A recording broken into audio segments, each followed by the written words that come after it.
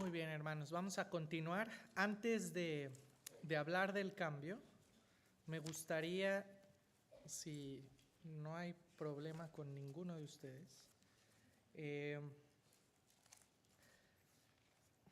para afirmar un poquito sobre estos temas o estos asuntos de los aspectos físicos y espirituales en la consejería. Me gustaría hablar un poco sobre los medicamentos psicotrópicos. Yo sé que no estaba del todo programado, así que me voy a ir rápido, pero creo que puede ser algo de utilidad o puede traer algo de utilidad para algunos de ustedes en cuanto a acercarnos a un entendimiento de la consejería bíblica y de la necesidad de la escritura y la suficiencia de las escrituras. Y en particular quiero empezar reafirmando lo que hace un momento mencionaba, cómo se diagnostica una enfermedad orgánica. Creo que todos hemos experimentado alguna vez una cita médica.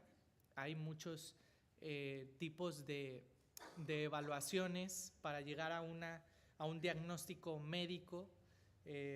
Generalmente empieza por una evaluación médica, lo que llamamos anamnesis, una serie de preguntas que nos orienten hacia ver dónde puede estar el padecimiento. La exploración física es muy importante, ver cómo el cuerpo se siente, se escucha, etc.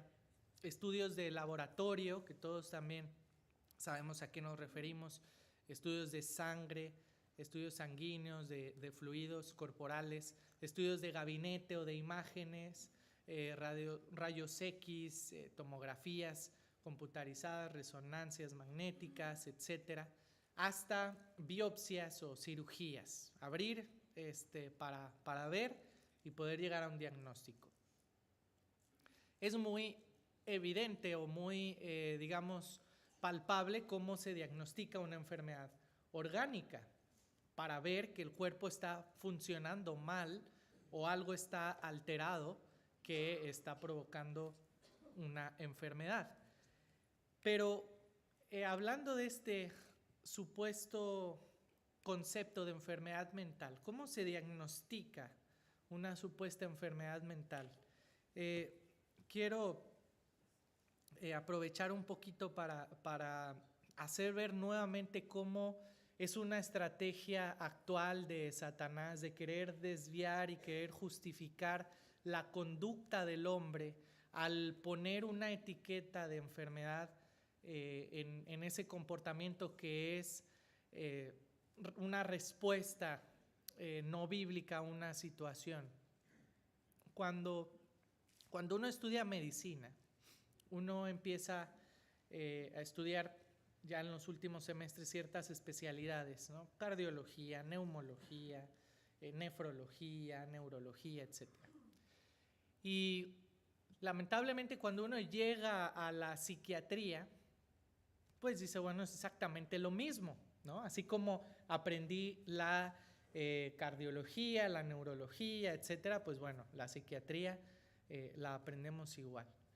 Pero realmente la psiquiatría es una disciplina médica que no se apega para nada a requerimientos como las otras especialidades médicas. No es comprobable y sistematizable. Y sus diagnósticos se basan en un manual que probablemente ustedes han escuchado, el manual de diagnóstico y tratamiento de las enfermedades mentales, DSM por sus siglas. Actualmente van en el tomo 5 o la revisión 5. La primera revisión fue en el siglo pasado. Y si uno ve este manual, va a encontrar que los diagnósticos de estas enfermedades mentales se llega con base a un checklist. Es decir, observar cierta conducta de la persona. Si la persona, vamos a poner un ejemplo, es una persona que se ha sentido triste por los últimos 6 meses, no tiene ganas de asearse, no tiene ganas de ir a trabajar, tiene problemas del sueño, tiene un apetito aumentado, etcétera, etcétera, y cumple con el checklist. Si lo tengo, felicidades, usted se ha ganado su diagnóstico de depresión mayor y su premio es un antidepresivo. Entonces, desde aquí esto empieza a hacer un poco de ruido. ¿Cómo es que un cardiólogo me llega a diagnosticar un problema de mi corazón? No es con un checklist. Me tiene que hacer estudios que a veces las aseguranzas no los cubren, estudios costosos, pero yo quiero estar seguro de que tengo esa enfermedad o de que mi corazón está enfermo de eso, por poner un ejemplo. Entonces, nuevamente, ¿cómo podemos agarrar la mente y estudiarla? ¿Cómo podemos agarrar la mente y decir que está enferma? Cuando estamos hablando de que el comportamiento del hombre es el resultado de la respuesta que tiene hacia Dios. Ahora, históricamente la psiquiatría se dividía en dos principales escuelas: la escuela europea, que trataba todo con terapia del comportamiento, terapia cognitivo-conductual, etcétera, etcétera. Y luego estaba la escuela americana, experta en medicamento, donde los mismos diagnósticos que trataba la escuela europea con terapia, los trataba la escuela americana con medicamento, y lo sigue haciendo. Entonces también eso hacía mucho ruido. Había resultados externos, obviamente, evidentes en ambos tipos de prácticas. Hoy en día ha absorbido más la escuela americana a manera mundial, porque es mucho más fácil prescribir un medicamento que pasar tiempo con una persona y en su comportamiento. Entonces eso es obviamente mucho más válido hoy en día. Y nuevamente esto hace mucho ruido de cómo ni siquiera el mundo es capaz de definir, de establecer bien a lo que obviamente la Escritura describe de una forma muy distinta. En el primer volumen del DSM, o la primera edición del DSM, aparecía la homosexualidad como una enfermedad psiquiátrica. Entonces, imagínense en la sociedad que vivimos actualmente, decirle a una persona homosexual que es un enfermo psiquiátrico y necesita una terapia electroconvulsiva, que era con lo que los curaban. O sea, hoy en día la incongruencia del ser humano se vive a flor de piel entre, o sea, seguimos hablando de un error tras otro error tras otro error. Por eso es que nuevamente el creyente necesita abrazar firmemente la verdad de la Escritura, que no cambia, que es absoluta y que es firme y permanece para siempre. Entonces, esto solo lo menciono nuevamente de manera general, porque dentro de la iglesia se permea generalmente esta tendencia a querer integrar la psicología, la psiquiatría con la consejería bíblica, y decir, bueno, es que hay ciertas áreas donde pues sí es necesario ver qué dicen los profesionales. Y bueno, ¿qué dicen los profesionales? ¿Cuándo? ¿Ayer o ahora? Porque va a ser algo distinto. ¿Qué dice la Escritura? ¿Qué dice el Señor? ¿Qué ha dicho el Señor? Siempre es lo que tenemos que abrazar. Como otro ejemplo, me voy a pasar esto un poco más, el tema de la depresión.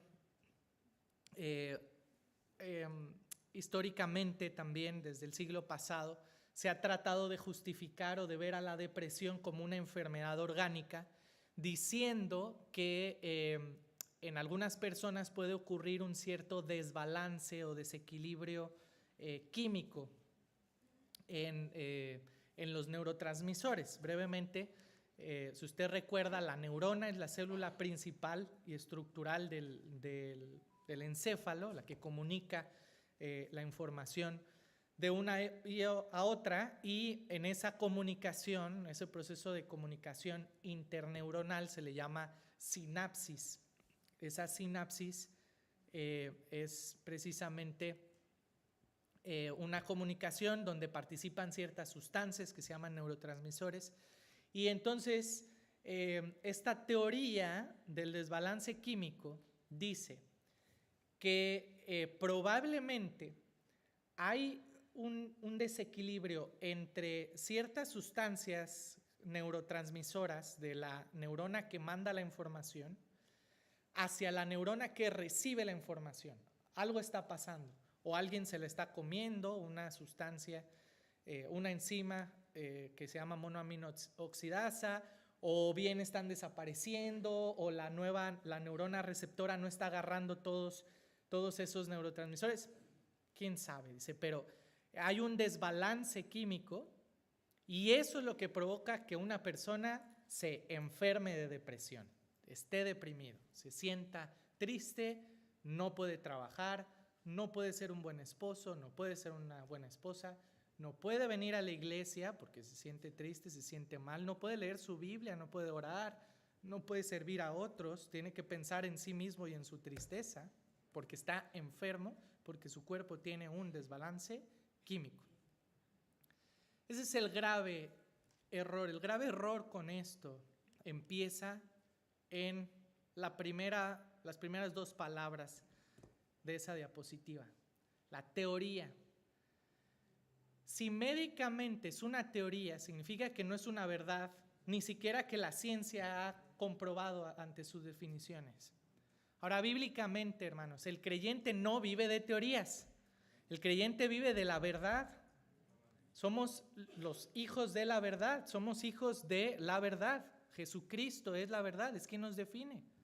Entonces, el problema comienza justamente desde ahí, en querer aceptar este tipo de teorías que ni siquiera la ciencia comprueba, para justificar nuestra conducta, para descansar más en un diagnóstico, porque obviamente es mucho más cómodo descansar en un diagnóstico a responder responsablemente a la verdad de Dios que me manda a ser un buen creyente, un buen esposo, una buena esposa, un buen trabajador en el empleo que Dios me ha dado, un buen hermano dentro de la iglesia local, etc. Es mucho más fácil refugiarse en un diagnóstico, refugiarse en un medicamento, que atender a la respuesta bíblica, a las exhortaciones bíblicas. Entonces, nuevamente, esto es un ejemplo de cuán fácil es esta tentación de descansar en el engaño del mundo. Ahora, dicho sea de paso, esta teoría hace 2 años, en el 2022, salió un artículo científico que es un metaanálisis. Dentro de la investigación científica hay varios tipos de estudios. No es una metaanálisis, perdón, es una revisión sistemática. Los metaanálisis y las revisiones sistemáticas son los estudios científicos que tienen más peso, porque se encargan de evaluar otros estudios científicos. Entonces salió ¿qué dije? No es metaanálisis, es un... se me fue de la nada, se me fue. Perdón. Una revisión sistemática, muchas gracias. Era para ver si estaban poniendo atención. Gracias. Salió una revisión sistemática donde evaluaban los últimos estudios de los últimos 10 años en diferentes poblaciones del mundo, y la conclusión de la revisión sistemática es: no hay evidencia científica para justificar que una persona tome antidepresivos en una supuesta enfermedad de depresión mayor. Ni siquiera la ciencia lo comprueba. Entonces, nuevamente, no es que necesitemos que la ciencia lo compruebe. La Escritura habla acerca de la depresión. Obviamente no, por cuestiones de tiempo no estamos hablando a detalle, pero sentirse triste no es pecaminoso. El problema está cuando el creyente se deja dominar por su tristeza o cualquier tipo de emoción y deja de ser responsable a lo que el Señor le demanda. Ese es el problema, ahí está el pecado. Pero evidentemente no hay razón tampoco para justificar o querer descansar en algo que es una teoría aún para el mundo.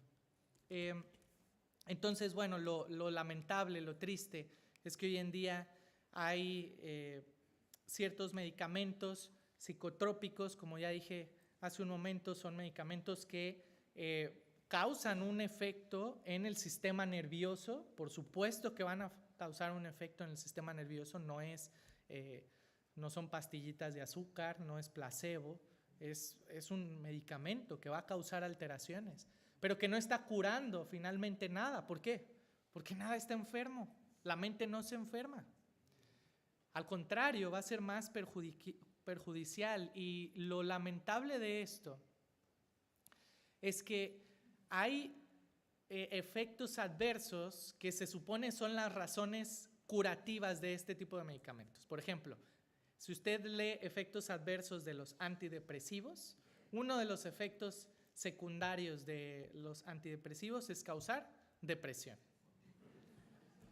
Y en los exámenes de psiquiatría era tan sencillo responder, los hermanos, porque todos los medicamentos servían para todo, absolutamente para todo. Si uno se equivocaba, nada más podía justificar con que era la segunda línea o la segunda opción, etcétera, pero todo servía para todo. Ansiolíticos para depresión, antidepresivos para ansiedad, antipsicóticos para depresión, lo que sea, todo seguía siendo lo mismo.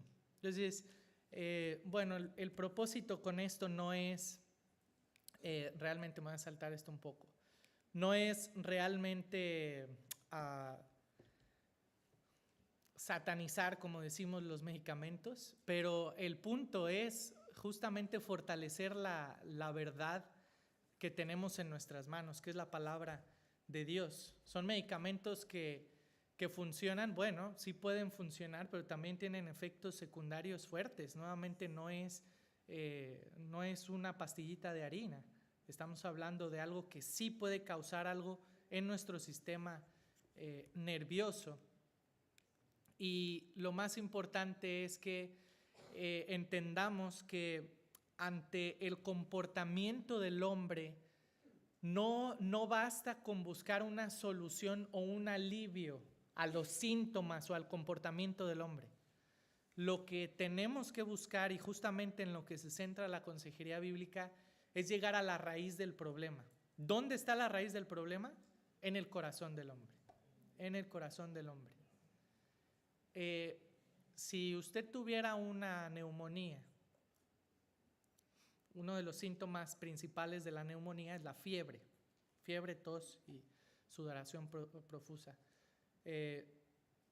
Y si usted llega con el médico porque tiene fiebre secundaria a su neumonía, la neumonía es una enfermedad pulmonar, el pulmón, que debería estar ocupado por aire, está ocupado por moco, por pus, por actividad de algún microorganismo, una bacteria, un virus, un hongo, etc.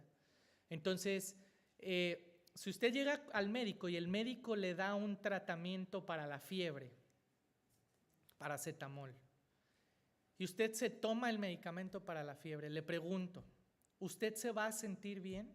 ¿Se va a sentir mejor? Sí, si usted se toma su medicamento para la fiebre, ¿le va a disminuir la fiebre? ¿Se va a sentir mejor? Sí. ¿Se está curando usted de la neumonía? No. Lo que usted necesita es un tratamiento que vaya más allá de la fiebre, que vaya al verdadero problema, que es la neumonía. Mientras no se siga tratando la raíz del problema, la fiebre va a seguir, ¿cierto? Es lo mismo en estas situaciones donde hoy en día se pone este título de enfermedad mental. Es el problema del corazón del hombre, necesitado de Cristo, necesita a Cristo, necesita la verdad de Cristo. De nada sirve tomar medicamentos, de nada sirve hacer algún tipo de terapia que no lo conduzca a ver la necesidad que tiene de un Salvador, la necesidad que tiene de arrepentirse y de creer, la necesidad aún en el creyente, obviamente, de abrazar la obediencia. Entonces, el asunto radica justamente en el corazón. Entonces, como creyentes, como consejeros, no es que estemos en contra de este tipo de medicamentos. Existe la tentación a veces dentro de la consejería de de decirle a una persona, es que tú no necesitas eso, tú no, deja de tomar eso y interrúmpelo ahora mismo, estás pecando. No, ese no es el punto. El punto es apuntar a la verdadera necesidad, que es el corazón. No podemos ofrecer otra cosa como creyentes, como consejeros bíblicos, que no sea lo más importante, que es la Escritura. Eso es lo que necesita el creyente. Vean ahí en Proverbios capítulo 3. Proverbios capítulo 3, vean el versículo 7. Dice, no seas sabio en tu propia opinión, teme a Jehová y apártate del mal, porque será medicina a tu cuerpo y refrigerio para tus huesos. Ahora, hermanos, vean el segundo punto aquí, que es muy importante. No se deje intimidar por cosas que no son ciencia exacta. El creyente no debe dejarse de intimidar por la ciencia o por lo que la filosofía humana presente. En temas del hombre interior, la Biblia es autoritativa. En temas de asuntos que son el reflejo del hombre interior, la Escritura es autoritativa. Una bibliología correcta, es decir, un entendimiento correcto, un entendimiento práctico de la Escritura, prevalece contra la farmacología psicotrópica y contra cualquier otro tipo de conocimiento que se anteponga a la verdad de Dios. Amén. Ahora, dicho esto, ¿por qué es que hoy en día vemos muchos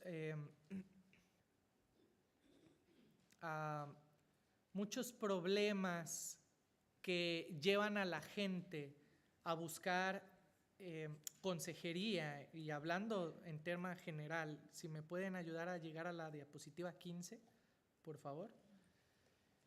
Y el gran problema está o radica en que de manera natural el hombre quiere cambiar, el hombre busca cambiar. Eso es una realidad. Todo el tiempo el hombre busca cambiar su posición tal vez intelectual, busca educarse, busca cambiar su posición económica, busca tener más, busca cambiar tal vez su estatus civil, busca una esposa, busca casarse, busca compañía, busca hijos, etc. El hombre, por naturaleza, de la manera en la que el Señor nos ha diseñado con esa capacidad y esa facultad, no solamente de cambiar, sino de querer cambiar. El problema está en por qué querer cambiar o cómo cambiar y a qué recurrir para cambiar. Y hablando en la vida del creyente, ¿por qué el creyente necesita cambiar? ¿Cuál es la motivación y cuál es el asunto principal por la cual el creyente necesita cambiar? Y la respuesta es porque quiere parecerse más a Cristo. Esa tiene que ser la motivación para nosotros como creyentes de querer cambiar, el querer crecer en santidad, querer crecer más a la imagen de Jesucristo. Ahora, junto con eso, ¿cuál es el obstáculo entonces para nuestra santificación?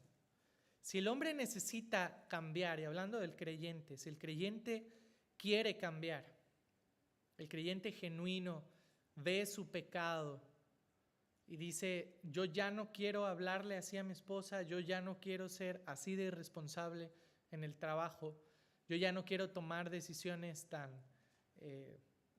a la ligera, ya no quiero seguir malgastando las finanzas que el Señor me ha dado, pero no puedo, no sé cómo cambio. Bueno, precisamente la consejería ministra en ese aspecto, en el proceso bíblico del cambio. Y necesitamos partir en responder esta pregunta: ¿cuál es el obstáculo principal de nuestra santificación? ¿Por qué es que no crecemos en santificación? Bueno, el obstáculo evidente es el pecado. conformarnos justamente al carácter de Dios en actitudes, en acciones, en pensamiento, en naturaleza. Eso es el pecado. El hombre por naturaleza ha sido diseñado para adorar. El grave problema como creyentes de por qué no cambiamos es porque nuestro corazón sigue queriendo albergar ídolos, queriendo ocupar el lugar de Cristo en nuestro corazón, ocuparlo con cualquier otra cosa, cualquier otras personas, incluso con buenas intenciones de manera externa. A veces los ídolos de nuestro corazón son nuestra propia familia, el esposo, la esposa, los hijos, el trabajo, la iglesia, el ministerio. Y eso no nos permite cambiar, no nos permite crecer en santidad. ¿Por qué? Porque no estamos viendo justamente nuestro propio pecado. De manera general, nuestra perspectiva del pecado depende de nuestro conocimiento de Dios. Por eso es importante la Escritura. Mientras más conozco a Dios a través de la Escritura, entonces evidentemente más voy a ver mi pecado. Mientras más luz hay en el espejo donde nos vemos todas las mañanas, más vamos a ver nuestras imperfecciones, ¿cierto? Por eso muchos nada más lo tienen ahí a media luz, para no sentirse tan mal. Pero eso es una realidad. Mientras más vemos la verdad de Dios a través de su palabra, más vamos a ver, más vamos a constatar la necesidad que tenemos de ver nuestro pecado y poder cambiar. Génesis 3, que ya estuvimos ahí, es una evidencia, es el inicio del pecado en el hombre, en la tierra. El problema con el pecado es su vigencia, sigue vigente. Mientras estemos en este cuerpo de carne, vamos a seguir batallando con el pecado. Ahora, ¿cuál es la situación actual como creyentes a lo que tenemos que responder, a lo que tenemos que ver y atender? Pues justamente tenemos que darnos cuenta que aún como creyentes seguimos batallando con este cuerpo de carne. Aún como creyentes necesitamos seguir creciendo en arrepentimiento, seguir creciendo en ver nuestro propio pecado y confesarlo delante de Dios, abrazar la obediencia delante de Dios. ¿Cuáles son las alternativas que el creyente tiene con respecto al pecado? Bueno, evidentemente la alternativa de confesarlo, de arrepentirse, confesarlo y cambiar, tener una actitud de abandonarlo y abrazar la obediencia. Pero también, lamentablemente, está la posibilidad, que no es una alternativa que presenta el Señor, pero es una alternativa que nosotros mismos nos presentamos, de simple y sencillamente ignorar, dejar de ver nuestro pecado. Y otra de ellas es reemplazar ese pecado por otro pecado. Y aquí aprovecho para decir lo siguiente: cambios externos no son realmente una evidencia de un cambio interno. Todos hemos probablemente conocido a alguna persona con problema de alcoholismo, con pecado de alcoholismo, y estas personas que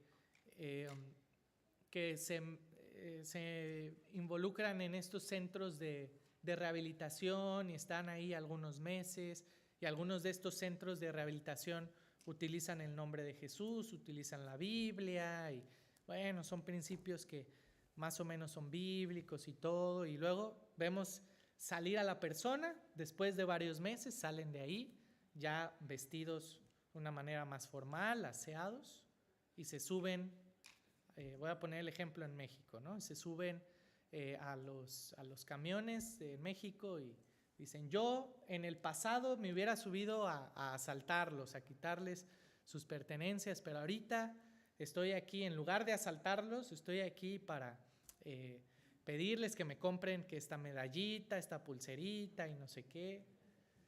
Y uno dice, bueno, pues cambió la persona, o sea, si lo hubiéramos visto unos meses antes, andaba por las calles tirado y ebrio y mal aseado y maldiciendo y todo, y ahora se ve muy distinto. ¿Qué ha pasado? Bueno, eso es un ejemplo muy evidente, muy actual, de que un cambio externo no significa un cambio interno, no necesariamente significa un cambio interno. Una persona puede reemplazar un ídolo del corazón por otro que externamente lo haga más moralista, que externamente lo haga más aceptado por la sociedad. A veces esas personas están cambiando el ídolo que tenían del alcohol por sí mismos. Y son personas que se jactan de decir, es que yo pude, yo conseguí esto y yo pude cambiar y yo puedo hacer lo que yo quiera, yo puedo cumplir las metas que yo me ponga. ¿Está siendo Cristo el que ocupa la preeminencia en su corazón? No. ¿Va a ocasionar un cambio externo? Pues sí, como cualquier otro rey, cualquier otra posición de liderazgo en el mundo, llega un líder y todo cambia, ¿cierto? Es lo mismo en el corazón del hombre. Pero cuando Cristo está reinando en el corazón del hombre, esos cambios van a ser entonces permanentes. Claro que va a haber cambios externos cuando Cristo está siendo Señor y Salvador del hombre. Por supuesto que va a haber cambios externos, pero que nacen o que están justamente arraigados en un corazón que internamente ha cambiado, en un nuevo corazón que el Espíritu Santo le ha dado. Entonces, en la consejería buscamos justamente eso, no el cambio externo, no que la persona empiece a hablar lenguaje cristiano y empiece a venir a la iglesia porque todos los demás vienen. No, buscamos realmente una actitud del corazón, que vea, que entienda la necesidad que tiene de ver su pecado y de arrepentirse y buscar la obediencia. Vean un acercamiento ahora al pecado. Esto fue un panorama, pero un acercamiento un poco más detallado. Nuestro pecado está en el corazón. La adoración se corrompió en el corazón del hombre gracias al pecado. Por eso es que ahora buscamos adorar lo que sea menos a Dios. Y lo más lamentable que el mundo no entiende, no alcanza a entender, y aún nosotros como creyentes olvidamos, es que la idolatría nunca satisface plenamente. El pecado nunca satisface plenamente. Nunca el pecado va a hacer sentir pleno al hombre, por más que quiera pensar que así es. Por supuesto que no. La plenitud está en Cristo, está en su verdad. Por eso el salmista en el Salmo 1 se deleita. A veces no, nuestro grave problema, hermanos, es la incredulidad que tenemos. Y es de donde se deriva, no a veces, siempre, de donde se deriva todos nuestros demás pecados, nuestras luchas. No le creemos a Dios. No creemos que el mayor deleite que podemos tener en esta vida es como el salmista, es en la palabra.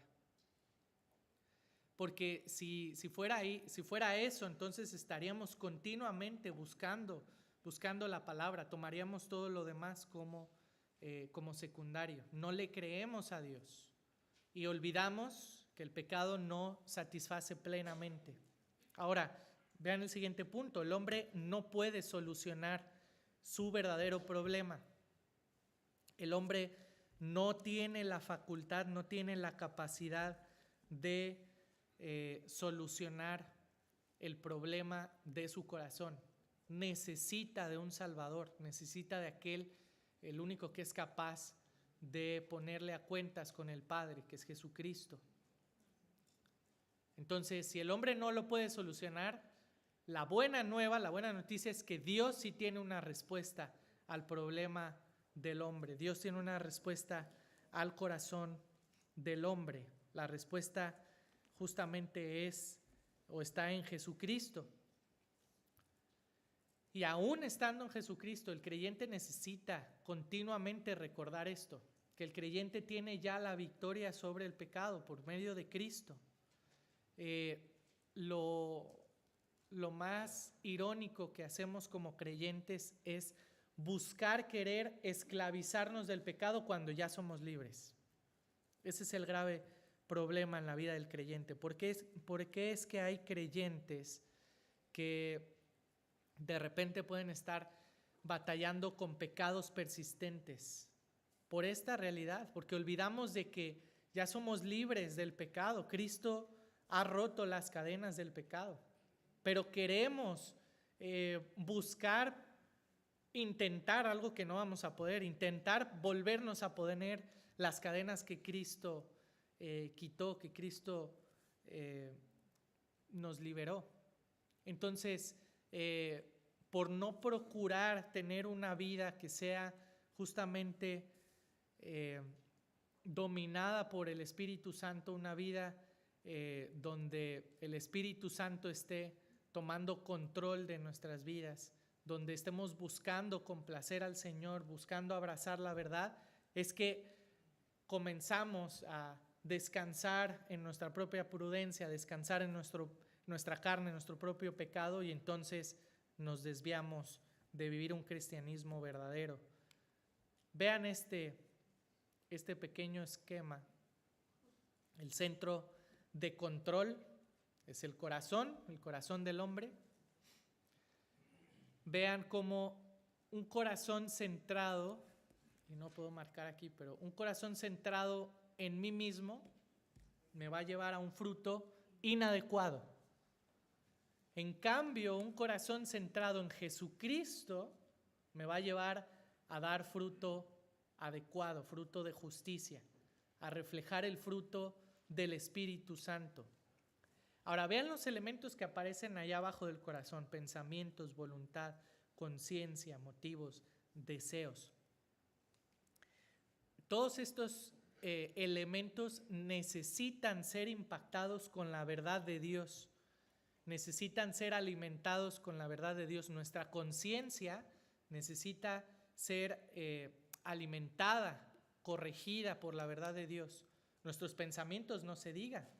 Necesitamos abrazar los pensamientos de Dios, que los pensamientos de Dios sean nuestros pensamientos, que nuestra facultad de elección esté justamente alineada al deseo del Señor. Nuestros motivos, nuestros deseos también sean basados en lo que el Señor busca y espera de nosotros. Ahora bien, cuando hablamos nuevamente del proceso del cambio, del proceso bíblico del cambio, y mencionamos hace un momento que el mayor obstáculo es nuestro pecado, aparecen otros conceptos que es importante como creyentes entender y contrastar con otros modelos de consejería y ver cuán importante y cuán necesario es para el creyente justamente abrazar la verdad. Vean el primero, vamos a hablar brevemente de la culpa. El mundo busca a cual más hacer víctima al hombre. El hombre es inocente de todo lo que le pasa. Si usted va a cualquier tipo de cita de consejería que no sea bíblica, van a buscar culpables de todo. Es que yo me comporto de esta forma y no sé qué. Es que el problema, tú no tienes culpa. El problema está en que creciste con unos padres muy posesivos, creciste con unos padres muy autoritativos, creciste en un contexto muy peligroso, creciste en un ambiente muy afectado y bueno, es que no es tu culpa, la culpa pues la tuvo el ambiente, la tuvo la familia, tus padres, lo que te pasó de niño, etcétera, etcétera. El mundo busca a cual más quitar la culpa o hacer querer ver al hombre como inocente y alimenta más esta idea de victimismo.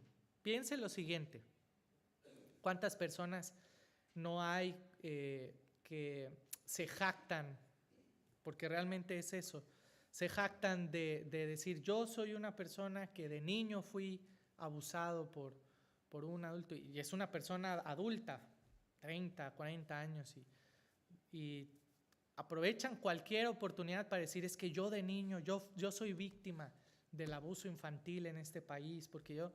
Y entonces toda su vida comienza a ser definida por eso, por ese victimismo. Y hace pensar o se esfuerza por querer justamente ver que todo su comportamiento, toda su conducta está basada en lo que le pasó de niño. Si no lo hubieran abusado de niño, entonces, no, hombre, hubiera sido la mejor persona del mundo. Esta es la idea que el mundo pregona hoy en día. Esta idea de justicia social, esta idea de rechazo, pues sí, finalmente de rechazo de la verdad, descansa mucho en esta cultura de víctima. Aún como creyentes, hermanos, aún como creyentes, nos es fácil descansar en el victimismo. Sentir que somos los acreedores de que aún la misma iglesia nos preste atención. Es que pobrecito, es que yo soy el pastor, pobrecito de mí, ustedes tienen que orar por mí, ustedes tienen que... Vivimos en una cultura de victimismo que aún se infiltra dentro de la iglesia. Ahora, ¿cuál es la respuesta o la perspectiva bíblica? El hombre no es víctima de nada, el hombre es culpable, el hombre es culpable.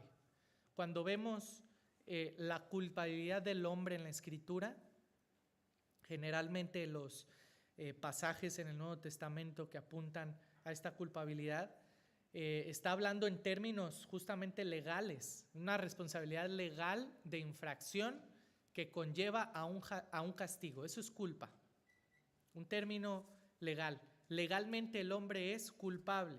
Un pasaje muy evidente de la culpabilidad del hombre aparece en el libro de Romanos. No vamos a ir ahí por cuestión de tiempo, pero justamente desde Romanos 3, en el énfasis en Romanos 7, que es el capítulo de la justicia, vemos la culpabilidad del hombre. El hombre es culpable de su pecado, el hombre es culpable de su conducta, el hombre es culpable de su comportamiento.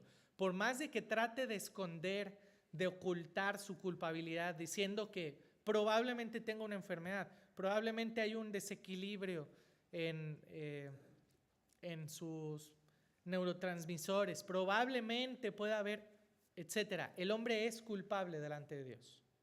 Sobre toda palabra que salga de nuestra boca, vamos a rendir cuentas delante del Señor. Somos culpables, tenemos un Dios de justicia, un Dios recto, santo, que no rebaja su estándar de santidad. Ahora, ¿cuál es la solución para la culpabilidad del hombre? Hace un momento olvidé mencionar otro asunto con respecto a los otros modelos de consejería, ya que los modelos seculares de consejería no ven al hombre como culpable, pues no están buscando una solución. Pero si acaso llega el hombre a presentar algún tipo de culpabilidad, los modelos seculares de consejería buscan hacer que el hombre no se sienta culpable, ¿a cuál más? Hay cierto tipo de terapia, de consejería, que y no lo estoy inventando y probablemente ustedes lo han escuchado, que incita a la persona a persistir en su pecado, pensando que eso le va a ayudar a dejarlo. Es decir, una persona alcohólica, y le dicen, ¿sabes qué? Ve y toma todo lo que puedas y llega, porque hasta que toques fondo, entonces vas a poder salir. Es un engaño de Satanás completamente. No necesitamos tocar fondo, que no sabemos fondo de qué, pero no necesitamos tocar fondo para ver la necesidad que tenemos ya de arrepentirnos y creer en Jesucristo. Entonces, el hombre busca librar al hombre de ese sentimiento de culpabilidad, de ese remordimiento que puede traer el pecado. ¿Cuál es la solución bíblica a la culpabilidad del hombre? No es evitarla, es enfrentarla, es verla y ver que el hombre es culpable y que por sí mismo no puede librarse de esa responsabilidad legal. Necesita un abogado. Y evidentemente esa necesidad de ese abogado defensor de Jesucristo lo tiene que conducir al arrepentimiento. La gran diferencia entre la consejería bíblica y cualquier otro tipo de modelos de consejería es que la consejería bíblica busca que el hermano vea la necesidad de su pecado y se arrepienta, vea que es culpable y se arrepienta. No es dar una palmadita en la espalda y decirle, no te preocupes, está bien, va a pasar, está bien, pues es que mira, pues yo entiendo porque yo pasé por lo mismo, yo sé que pues eso puede estar mal, pero mira, no, es la misma palmadita en la espalda, o sea, la misma actitud amorosa, compasiva, pero sin rebajar la verdad de Dios. Y esto es muy importante, a veces caemos en el extremo de decir, es que hermano, la palabra de Dios es viva y eficaz y es más cortante que toda espada de dos filos. A mí siempre me gusta decir, no es lo mismo dar una naranja que dar un naranjazo, ¿sí? Y así como estamos exhortados, como somos exhortados a hablar la verdad tiene que ir acompañada de amor, hablar la verdad en amor, que nuestra palabra sea sazonada con gracia, sazonada con sal. Entonces, esa verdad, sin rebajarla, sin comprometerla a medias verdades o a lo que sea, necesita ser expuesta, pero con amor. No puede decir una verdad fuerte bíblica, que nadie quisiéramos escuchar, pero como va acompañada o si va acompañada de amor, es bien recibida. Por supuesto es bien recibida, es parte de la obra del Espíritu Santo en la vida de su iglesia. Entonces, eso busca la consejería, que el hermano sea expuesto, instruido a la verdad de Dios, predicada en amor, que lo conduzca al arrepentimiento, no que lo conduzca a enfocarse en lo bueno de esa prueba, a enfocarse en lo que él sí puede hacer, no, que vea completamente su culpabilidad, que vea completamente la necesidad que tiene de Cristo, que Cristo le ayude justamente a cambiar. Ahora hay otro concepto que aparece aquí en la consejería bíblica con respecto al reemplazo, y es que hablábamos hace un momento del cambio, y cuando ponía el ejemplo del cambio de esta persona alcohólica, realmente una persona así puede estar reemplazando, como dije hace un momento, un ídolo por otro, y esto puede traer consecuencias de cambios externos, pero al final basados en la misma raíz idólatra del corazón. El cambio bíblico, el cambio que se busca en la consejería, es precisamente un cambio interno del corazón que nazca del fundamento bíblico en la vida del creyente. Vean Efesios capítulo 4, versículo 22.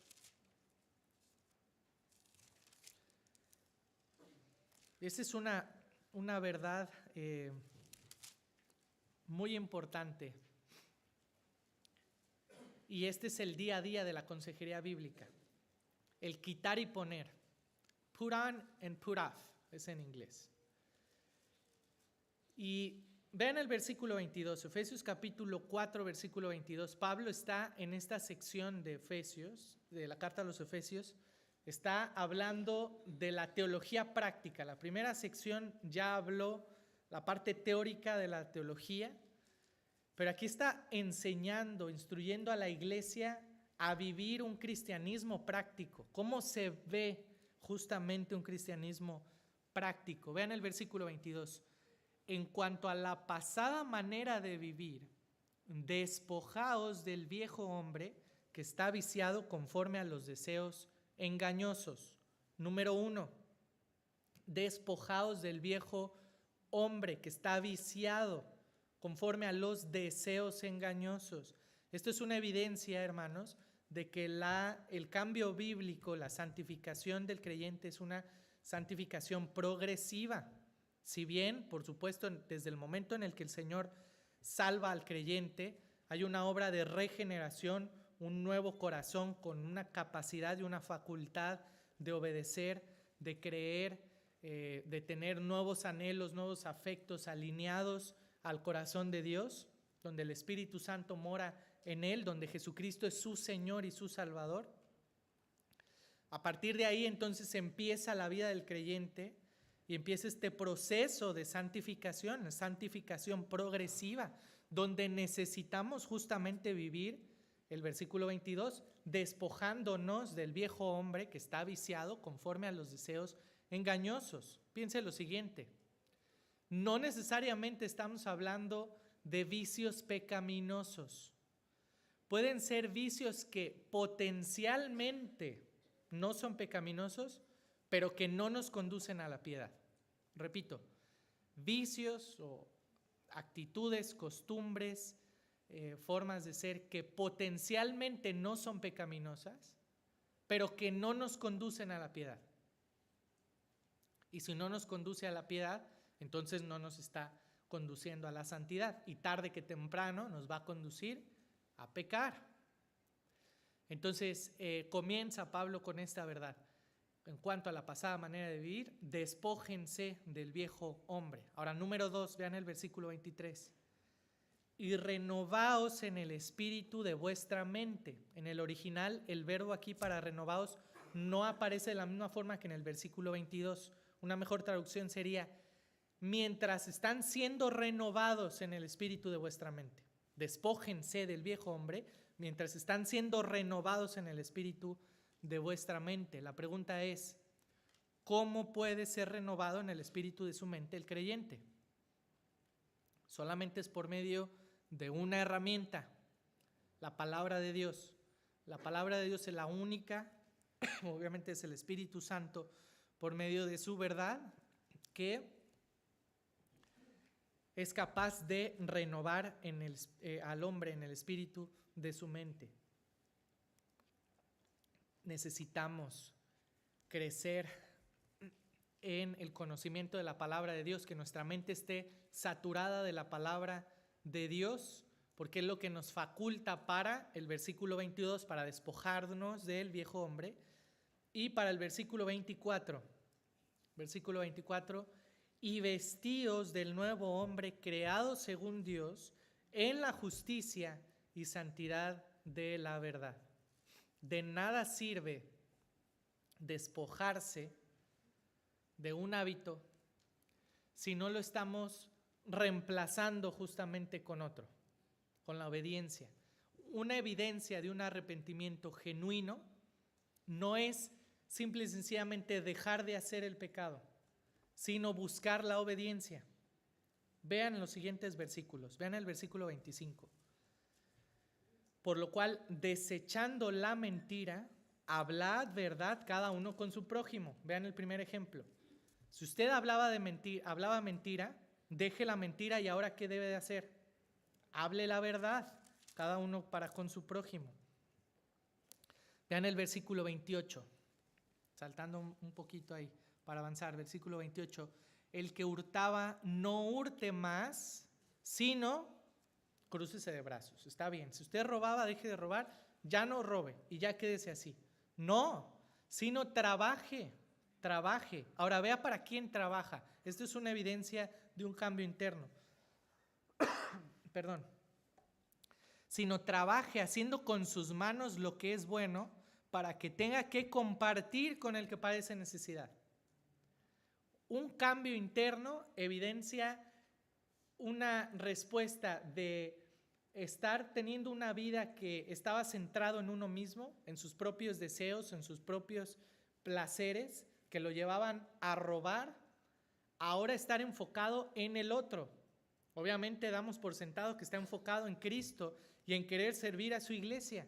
Ahora dejo de robar porque me he arrepentido, Señor, perdóname por haber robado, no vuelvo a robar más, y ahora en evidencia al perdón que he recibido de parte tuya, entonces está mi obediencia, no vuelvo a robar y entonces ahora empiezo a trabajar. ¿Para qué? ¿Para seguir alimentando mi corazón orgulloso que me lleva a robar? No, para servir a mi hermano, para servir a otros. Vean el versículo 29, es exactamente lo mismo. Ninguna palabra corrompida salga de vuestra boca, sino aquella que sea ¿de qué? De edificación, a fin de dar gracia ¿a quién? A los oyentes. Ahora ya no quiero que mi labia sea centrada en mí mismo y en contra de los demás. Ahora quiero que sea grata para con los demás. Quiero hablar la verdad. Quiero bendecir a otros. Y así podemos seguir con el resto del capítulo viendo esa evidencia. Este es el cambio bíblico, hermanos. Este es el cambio bíblico. Despojarse del viejo hombre, dejar nuestro pecado, arrepentirnos, estar expuestos al consejo bíblico, a la verdad bíblica y cambiar, renovarnos, vestirnos del nuevo hombre, adquirir nuevos hábitos piadosos, nuevas costumbres piadosas, disciplinas espirituales que nos apunten a la obediencia a la palabra de Dios, a la obediencia al Señor, a la santidad. Eso es lo que busca la consejería bíblica, en eso se centra la consejería bíblica. En esto es donde hay el verdadero cambio para Dios, buscando la gloria de Dios. Ese es el propósito. Y por último, otro elemento que aparece en el proceso bíblico del cambio es la esperanza. ¿Por qué es importante la esperanza en el proceso del cambio? Cualquier modelo secular de consejería no va a ser capaz de brindar esperanza al hombre. Y puede ofrecer algún tipo de esperanza fundamentado en cosas que para nosotros pueden ser irrisorias, cosas de burla, o sea, en lo cual no se puede poner esperanza. Pone la esperanza en uno mismo. Tú puedes, tú eres capaz de conseguir lo que quieras. Tú eres capaz de lograr todos tus éxitos. Tú eres capaz de lograr las metas que te pongas. Y resulta que no lo consigues. ¿Qué esperanza tan triste? ¿Qué esperanza tan mediocre? ¿Qué esperanza tan falsa? Porque es que la esperanza bíblica es importante en el proceso del cambio. Vea Romanos capítulo 15. Hay una razón sumamente fuerte. Romanos capítulo 15. Vean el versículo 4. Romanos 15, 4. Porque las cosas que se escribieron antes, para nuestra esperanza, para nuestra enseñanza se escribieron, a fin de que por la paciencia y consolación de las Escrituras tengamos esperanza. Tengamos esperanza. Ahora vean el versículo 13, ahí mismo, Romanos 15, 13. Y el Dios de esperanza os llene de todo gozo y paz en el creer, para que abundéis en esperanza por el poder del Espíritu Santo. La esperanza viva. La única esperanza para el hombre está en el Dios de esperanza. Tenemos un Dios que es el Dios de esperanza. Esto, hermanos, es la palabra de esperanza. Si usted se siente desesperanzado, usted necesita abrazar la palabra de esperanza. Tenemos un Dios de esperanza. En Él está puesta nuestra esperanza. ¿La esperanza de qué? ¿La esperanza de que nuestros problemas aquí se van a resolver? No. La esperanza de que todo esto, toda esta vida es para su gloria. La esperanza de que aún mi mal es para gloria de Él. La esperanza de que aún en mi mal, aún en mi sufrimiento, aún en mi batalla por el pecado, esto es para su gloria y esto es para conformarme a la imagen de Cristo. La esperanza de que algún día no hemos de seguir batallando con este cuerpo de carne de pecado, de que un día hemos de estar eternamente y para siempre donde Cristo esté. Eso es maravilloso, hermanos. A veces, como creyentes, basamos nuestra esperanza en el cielo y predicamos el Evangelio pensando que el Evangelio es librar del infierno para pasar al cielo, para llegar al cielo. El cielo es un lugar donde, claro, vamos a estar en un tiempo, pero el cielo no es la promesa es estar con Cristo para siempre. Donde Cristo esté, ahí está su iglesia. Qué maravillosa esperanza tenemos. Donde Cristo esté, ahí estaremos nosotros eternamente, ya sea aquí en la tierra reinando o ya sea en el cielo. Donde Cristo esté, ahí estaremos. Qué gozo, qué esperanza, qué consuelo en medio de cualquier tribulación que tengamos. Amén. Ese es el Dios que tenemos, ese es el Dios de esperanza. Ese es el Dios que está interesado en nuestro cambio. Ese es el Dios que queremos presentar, que solamente la consejería que verdaderamente es bíblica presenta. Cuando se estudia o se capacita para ser un consejero bíblico, siempre insistimos en esto. Si tú vas a tener una reunión de consejería bíblica y no estás dando esperanza bíblica al hermano, entonces fracasaste, tu consejería no fue bíblica. Porque si una consejería bíblica siempre es una consejería esperanzadora, siempre apunta a la palabra de esperanza, como leímos en el versículo 4. Toda la escritura es la palabra de esperanza y en eso podemos descansar. Me gustaría terminar esta sesión solamente hablando, si me ayudas a la diapositiva 64, por favor. Haciendo la siguiente pregunta solo a manera de conclusión, antes de las preguntas y respuestas. La pregunta entonces, a manera de conclusión es, ¿soy un consejero? ¿Soy un consejero? Yo que estoy aquí en esta mañana, que el Señor me salvó. Bueno, la respuesta, creo que a estas alturas ya lo sabemos todos. La respuesta es sí, todo creyente es llamado a aconsejar, ya lo dijimos. Todo creyente tiene esa facultad de aconsejar porque el creyente vive conociendo a Dios. El Señor Jesucristo en su oración antes de ir a la cruz, Juan 17:3, dijo una verdad importante, y esta es la vida eterna, que te conozcan a ti, el único Dios verdadero, y a Jesucristo a quien has enviado. La pregunta es, ¿cuándo empieza la vida eterna? A veces pensamos que la vida eterna empieza en el momento en el que morimos aquí físicamente. No, esto, hermanos, esto es la vida eterna. Estamos conociendo a nuestro Dios. Todos los días que abrimos nuestra Biblia a las mañanas, tenemos nuestro tiempo devocional, cada reunión como iglesia que hacemos a la luz de la palabra de Dios.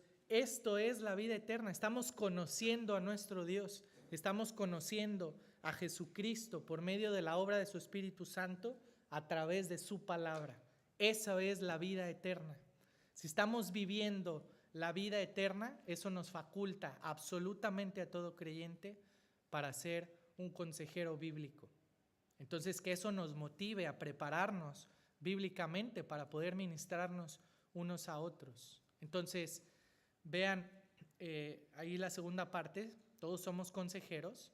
Sin embargo, la consejería es para aquellos que están preparados. Recuerden, Romanos 15:14, leímos ahí, aquellos que están llenos de conocimiento son aquellos que están facultados para poder amonestar a otros. Entonces, si yo soy un consejero porque soy un creyente, entonces, ¿qué necesito? Necesito prepararme. Todo creyente necesita prepararse en la palabra de Dios para aconsejar.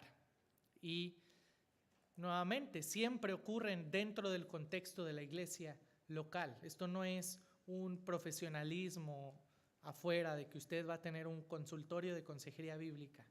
No, esto es parte del ejercicio de la iglesia. Ahora, quiero hacer un distintivo aquí. En cuestiones prácticas, en cuestiones de dinámica de la iglesia, de ministerio, puede haber hermanos dentro de la iglesia, como cualquier otro ministerio, que el Espíritu Santo le ha dotado, le ha capacitado más para servir en el ministerio de servicio, en el ministerio de enseñanza, etcétera. Así también ocurre en la consejería bíblica. Y una iglesia puede tener un ministerio formal de consejería bíblica, de hermanos que dedican su tiempo y sus dones y talentos en particular al ministerio de consejería. Entonces se dedican, se enfocan justamente en eso y ofrecen consejería bíblica, digamos, de manera formal. Tienen el tiempo de atender. Yo les decía que ya que la consejería o el cambio bíblico es un proceso, esto no es de una charla con el pastor 5 minutos después del servicio. Eso no va a cambiar la vida de nadie, por más bíblico que sea. Esto es un proceso de acompañar al hermano en varias sesiones, de rendir cuentas unos a otros, de instruir, estudiar la palabra de Dios juntos. Entonces, por eso es que animamos también a que la iglesia local tenga un ministerio de consejería formal. Hermanos, varones capacitados, mujeres también capacitadas que aconsejen bíblicamente a otras mujeres, que dediquen su tiempo justamente a eso, a necesidades tal vez más apremiantes en la vida de la iglesia que requieran más atención. Me gusta decir que la consejería bíblica se puede ver como un discipulado intensivo. Hay un asunto del corazón que tratar. Bueno, vamos enfocándonos ahorita a este asunto, ya después continúa sirviendo en otros ministerios, etc. Pero esa, digamos, es la diferencia entre lo que llamamos una consejería formal dentro de un ministerio de la iglesia, bajo el liderazgo de la iglesia, y la consejería que podemos llamar informal, que hacemos todos los días como creyentes, al terminar el servicio, cuando hablamos sobre lo que estamos estudiando en otros escenarios a la luz de la Escritura. Y con esto concluyo. Antes de buscar ser consejeros, siempre, hermanos, busquemos ser aconsejados. Que nunca nos olvidemos de que todos necesitamos el consejo bíblico.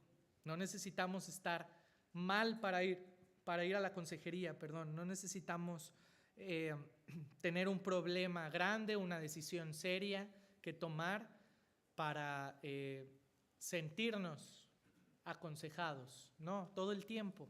La silla del consejero y la silla del aconsejado es un lugar intercambiable, completamente intercambiable. 1 Corintios 10:12, el que esté firme, mire que no caiga. Todos podemos estar en una situación donde necesitamos crecer en la Escritura. Todos somos potencialmente aconsejados. Que primero nuestro deseo justamente esté en recibir la palabra del Señor, para que eso nos permita poder servir a otros, instruir a otros en la consejería. Amén. Permítanme orar para terminar. Padre, gracias por esta verdad importante en esta tarde que nos permites ver a la luz de tu palabra. Gracias porque eres el Dios de esperanza y porque esa esperanza descansa en tu palabra y en la cual podemos ver genuinamente un cambio interior en nuestras vidas. Rogamos, Señor, que motives a mis hermanos aquí presentes justamente a invertir sus vidas en conocerte más a través de tu palabra y poder también animarles a invertir y prepararse más en la consejería bíblica, y rogando, Señor, que sigas cumpliendo tu obra en la vida de tu iglesia aquí en esta ciudad. Gracias por este tiempo juntos y seguimos dedicando para tu gloria, en el nombre de Jesús. Amén.